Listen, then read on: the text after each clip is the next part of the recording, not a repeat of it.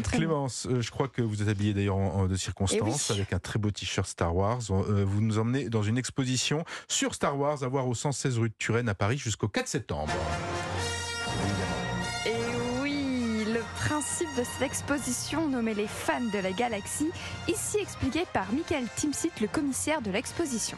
Une exposition de fans pour les fans qui ont repris la saga de Star Wars, qui ont créé de toutes pièces des personnages, des machines et des décors. C'est que des pièces uniques qui ont été faites par des fans, voilà, dans le monde entier. Donc il y a des pièces qui viennent des États-Unis, de plusieurs pays d'Europe, et ça nous a pris beaucoup de mois pour réunir toute cette collection. Très exactement 1 an pour tout rapatrier. Toutes ces pièces sont donc uniques. Donc elles ne sont pas à vendre parce que j'étais bien tentée, moi. D'en acheter quelques-unes. Oui. Alors qu'est-ce qu'on peut voir et entendre d'autres à cette exposition? Alors on retrouve également des tableaux du thème Star Wars en plein Paris, comme par exemple cette photo où l'on voit Dark Vador qui attend son RER, une autre avec les Star Troopers Si c'est à le la B, Tour il va attendre Eiffel. longtemps, mais je C'est ça, oui, vais lui oui. envoyer un petit coup de fil à Dark pour le prévenir. Ce sont des photomontages de Laurent Pont qui, elles, sont à vendre, qui sont bien faites et amusantes.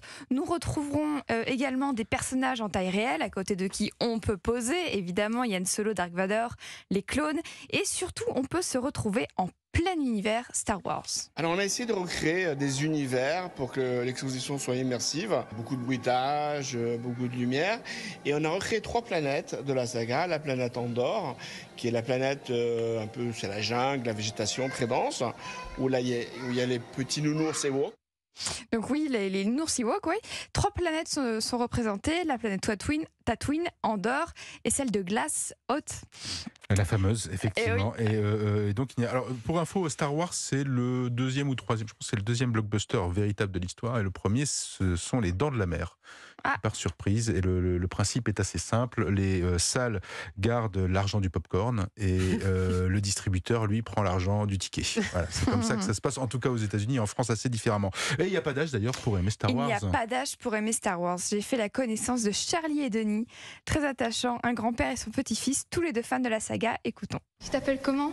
Je m'appelle Charlie, j'ai 9 ans, j'adore Star Wars depuis très longtemps. Et l'exploit te plaît? Ouais, Et t'aimes bien faire des Lego Star Wars? ouais. Là tu fais quoi? Bah là, je fais un petit peu n'importe quoi. Et ça vous fait quoi de partager cette passion avec votre petit-fils? J'ai commencé avec mes filles d'abord, et après le virus s'est transmis au petit-fils. Voilà. De génération en génération. Ouais. Je les trouve adorables et je les remercie encore. L'exposition a lieu au 116 rue de Turenne à la Galerie Joseph. Il y avait beaucoup de monde de tous les âges, comme je disais, ce qui est chouette. Star Wars est une saga qui réunit toutes les générations, tous les continents. J'en suis sortie le sourire aux lèvres, d'autant que Michael Timsit est un passionné, cela se ressent.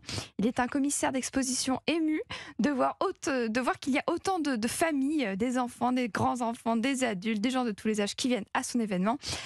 Allez, chers auditeurs, que la force soit avec vous. Et pour rappel, l'exposition Les fans de la galaxie a lieu au 116 rue de Turenne à la Galerie Joseph.